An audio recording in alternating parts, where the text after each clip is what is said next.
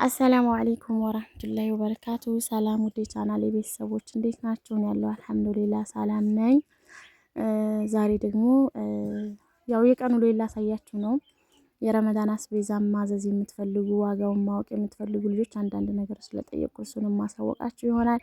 እንግዲህ በጧት ተነስተን እንጀራ መጋገር ነበረብኝ። እንጀራ ጋግሬ ዳቦም ጋግሬ ያለሁ አምባሻ ማለት ነው ለልጄ ከሚገዛ ብዬ አንዳንድ ጊዜ እንጀራ ስጋግር በዚህ መልኩ ዳቦ ጋግርለታለሁኝ። እና ለቻናሌ አዲስ የሆናችሁ ሰብስክራይብ በማድረግ ቤተሰብ ሆኑ።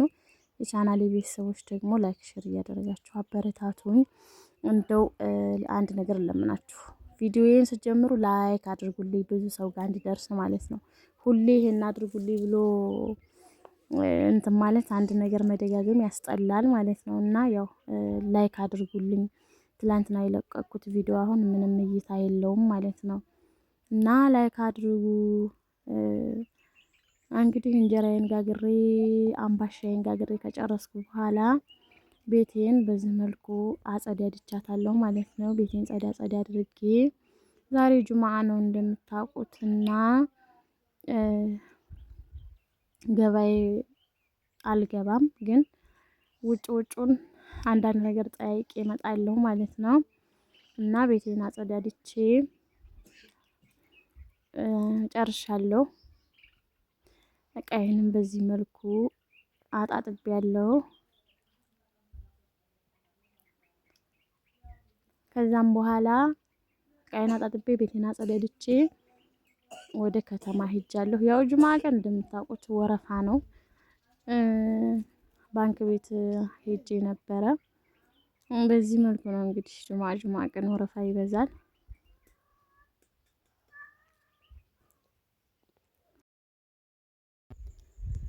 ከዛ ከባንክ ቤት ወጥተናል። ፋርማሲ ሊሄድ ነው። ኪዩን ጉንፋን አሞት እያሳለው ነው እና ለሳሉ የሚሆን ሽሮፕ ልግዛለት ብዬ ሄደናል ማለት ነው። እሱስ በቃ እሱን አድርግልኝ።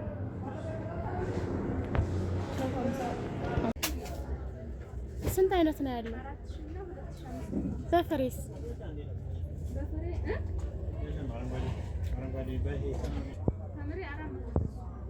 እነዚህ ያንኛውስ ዘይት ሳላችሁ ኦመር በ5 ሊትር ስንት ነው?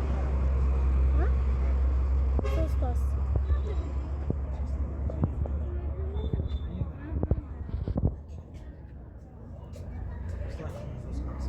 ስጠኝሳ።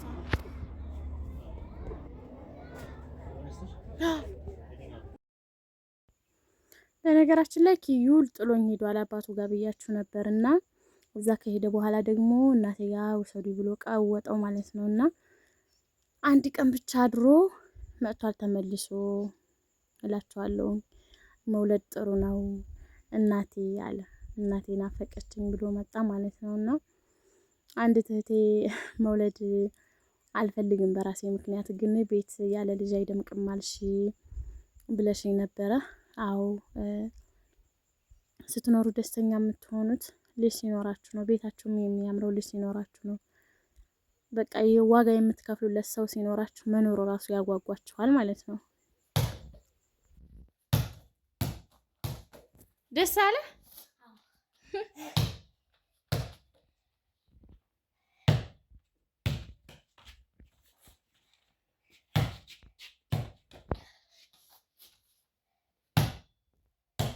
እና ኪዩ ልጆች ኳስ ይዘው አይቶ ነበርና ባለፈው ኳስ ካልገዛሽ ብሎ ኳስ ነበረው፣ ግን ኳሱ ትንሽ አሮጌ ሆኖ ነበርና ደስ ይበለው ብዬ ኳስ ገዝቼለታለሁ። ደስ ብሎሃል እያልኩት ነበረ። በነገራችን ላይ ልጆች ትንሽ ነገር ነው የሚያስደስታቸው።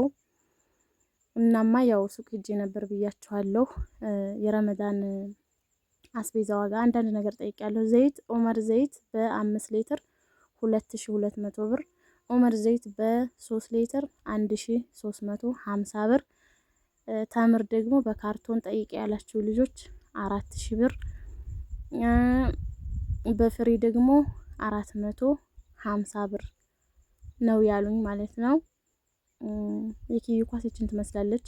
ኳሷ ደግሞ ስንት መሰለቻችሁ? 50 ብር ነው የተገዛችው። ዘይቷ ደግሞ 3 ሊትር ዘይት ለራሴ ገዝቻለሁ 1350 ብር። ይሄ ደግሞ ሽሮፕ ነው ለኪዩ የገዛው ሽሮፕ 150 ብር። ዘይቷ እጅን ትመስላለች።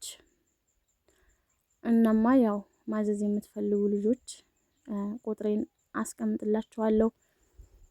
እዚህም ላይ ደግሞ እነግራችኋለሁ። ቁጥሬ 0975 51 15 28። የት ነው የምታደርሱ ላላችሁ ልጆች ደግሞ የትም ወሎ በሀይቅ በውጫሌ በጎልቦ በዚህ በጣም ሩቅ ያልሆኑ ቦታዎች አደርሳለሁ። እዘዙኝ እላችኋለሁ። እኔ ደግሞ እንዴት ነው የምታደርሹ የእቃ ዋጋ ንገሪን ምናምን ለምትሉ ልጆች እኔ ጋር አስቤዛ የለኝም ገዝቼ ያስቀመጥኩት ወይም ደግሞ የራሴ የሆነ ሱቅ የለኝም።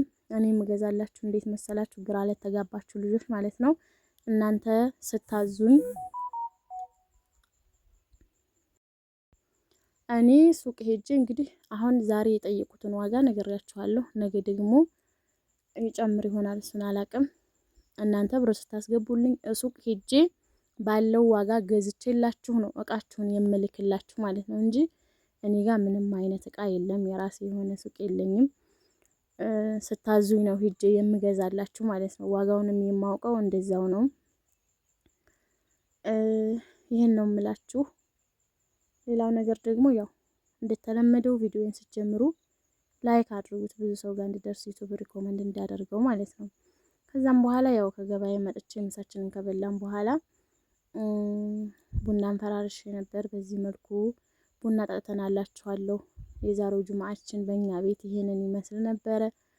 በሌላ በአዲስ ቪዲዮ እስከመጣላችሁ መልካም ጊዜ ውዶቼ።